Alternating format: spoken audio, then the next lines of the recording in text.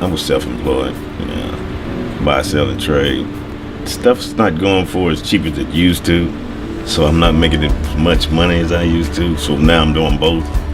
Yeah, I had to go get a job. So Arthur, he's been working for us for about a year total now.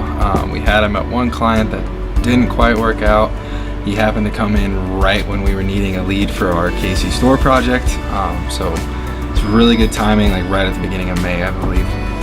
Even when it didn't work out at one position, they put me in another position, which was a better position and not a worse position. You know how some staffing companies, if you get fired from one, they'll try to demote you or not give you another position at all. He definitely stands out from any other AE I've worked with this year. It's really hard to find someone who's good and solid and shows up and does the work they're supposed to do, and he exceeded all expectations at one of our most difficult positions to fill. And he also always had a great attitude. He's literally smiling 100% of the time, which is perfect for a lead position, I think. If you're a hard worker, I would say work hard.